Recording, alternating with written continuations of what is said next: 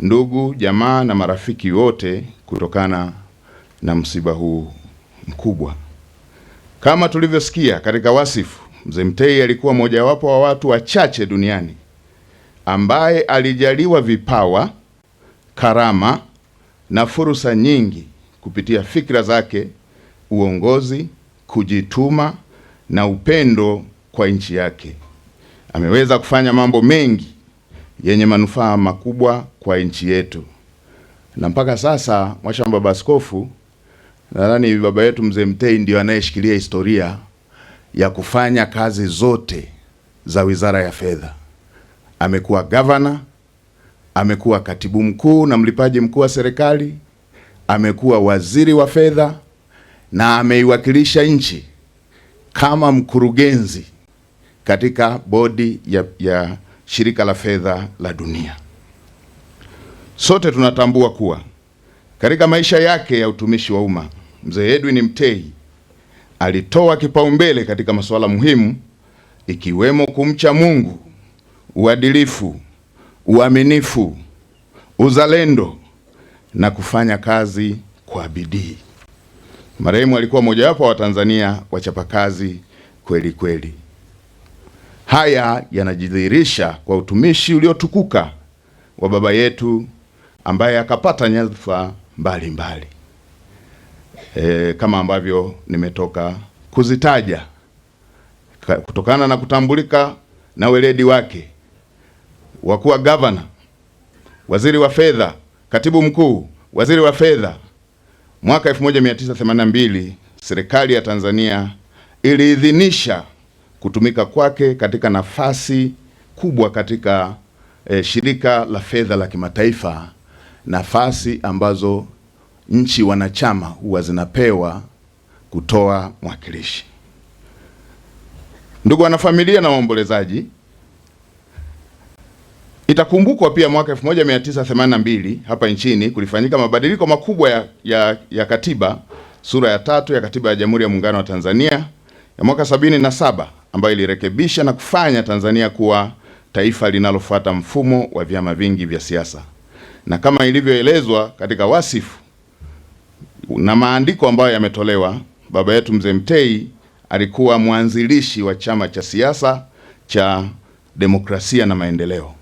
Na kutokana na mchango wake amekuwa mwanasiasa ambaye amechangia katika kiwango kikubwa kuendeleza demokrasia ya vyama vingi hapa nchini.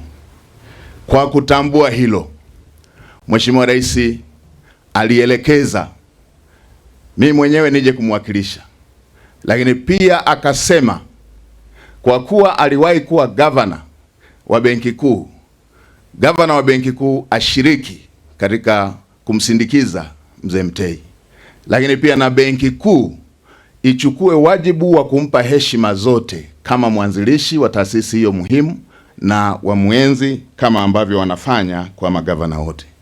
Lakini pia akaelekeza waziri wa fedha ashiriki kwa kuwa Mzee Mtei alikuwa waziri wa fedha.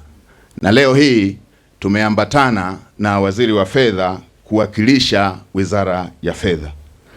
Lakini akaelekeza pia waziri wa elimu kama mtoto wa nyumbani na yeye ashiriki, na leo hii tuko na Profesa Mkenda kuja kushiriki pia kama mtoto wa nyumbani. Mheshimiwa Rais akasema Mzee Mtei atakumbukwa katika msimamo wake, ujasiri wake, maono, uvumilivu na kupenda nchi na kupenda maendeleo. Mheshimiwa Rais amenielekeza kama mtendaji mkuu wa serikali kumwenzi Mzee Mtei kwa vitendo. Na katika kumwenzi Mzee Mtei kwa vitendo, Mhashamu Baba Askofu na wanafamilia, mniruhusu niseme machache. Mzee Mtei alikuwa anapenda maendeleo na tunajivunia alama alizoacha.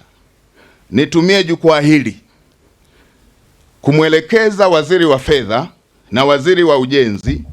Natambua serikali ilishaelekeza kujengwa kwa njia 4 kutoka Tengeru mpaka Kia.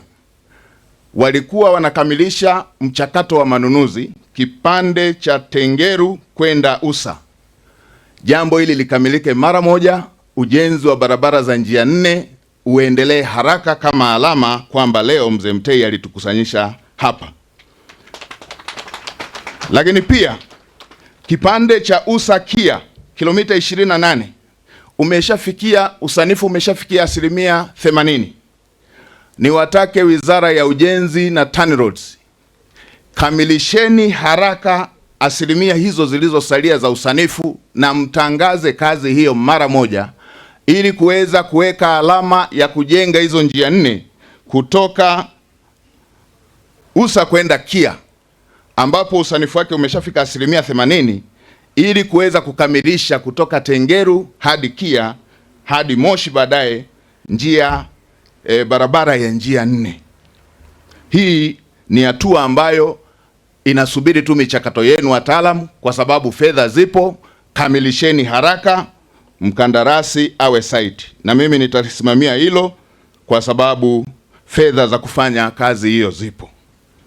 Lakini la pili, kwa maeneo korofi ambayo tumeona wananchi wanapata shida mle njiani na matuta ya udongo na madaraja yale, mkataba ulisema ujenzi ukamilike Februari 20.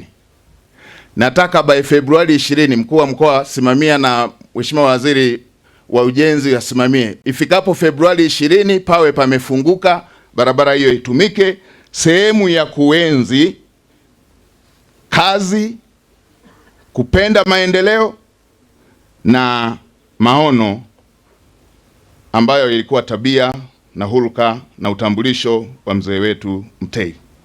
Lakini nimeona watangulizi wote wamesema Mzee Mtei alikuwa anapenda haki na kusimamia haki. Shamba la Mringa Estate lilikuwepo hapa, na katika mchakato kulikuwa kumeelekezwa baadhi ya wananchi wanufaike na sehemu yao, hiyo ilikuwemo kwenye ambayo ilitakiwa ikabidhiwe kama sehemu ya makabidhiano. Niliambiwa wanunuzi Bajuta Estate na bodi ilipokaa, kuna sehemu waliibadilisha na wakaingia kwenye mzozo. Naelekeza ndani ya mwezi mmoja wawe wamerekebisha yale maeneo waliofuta, na wale watu waliokuwa wanatakiwa kunufaika na eneo hilo wapewe sehemu yao. Mkuu wa mkoa pamoja na watu wetu wa ardhi, kamishina wa ardhi anayehusika, wasimamie ndani ya mwezi mmoja wawe wameshakamilisha, na wawakabidhi wahusika ambao wanastahili kupata kipande kile kama mkataba ulivyokuwa unaonesha. Na la mwisho, Mzee Mtei alikuwa anapenda maendeleo. Mheshimiwa Rais alielekeza, na mimi kama msimamizi nitumie jukwaa hili kuwafikishieni. Tuna maeneo mengi katika majiji ikiwepo jiji la Arusha. Tuna maeneo ya kufanyia biashara ndogo ndogo, wa machinga na watu wengine. Kila mtu ameweka kamwavuli kake, wengine magunia. Na mvua ikinyesha, kwa sisi wafugaji, pale kwenye hiyo soko inageuka kama zizi. Mtu aliyekuwa anafanya biashara hiyo akitoka hapo, anatoka kama alikuwa anakamua kwenye zizi.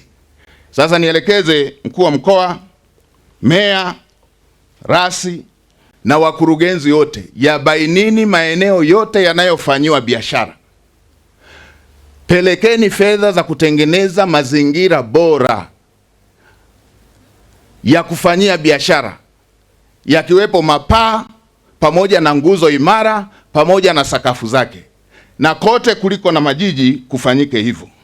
Tutumie fedha ambazo zinapatikana katika maeneo mengine, ambazo tunatumia katika maeneo mengine kutengeneza mazingira bora ya kufanyia biashara na kukuza uchumi, kama ambavyo muasisi wa Benki Kuu alikwisha kufanya. Na la mwisho, Mhashamu Baba Askofu na maaskofu ambao umetoa neno, niseme nimeyapokea yale niliyoyasikia kwa niaba ya serikali. Nimeyapokea yote, nimeyapokea, na bahati nzuri political will ipo na mimi ndo nimetumwa kusimamia. Kwa hiyo niwahakikishie nimepokea, na Mhashamu Baba Askofu na Baba Askofu uliotoa neno, serikali haitakuwa kikwazo cha kuhakikisha kwamba nchi inakuwa moja na tunasonga mbele. Na mimi niwahakikishie tutavuka na tutasonga mbele, na heshima ya Tanzania mara zote tutakuwa nayo. Asanteni sana kwa kunisikiliza, na poleni tena ndugu na familia, na Mungu atubariki sote. Poleni sana.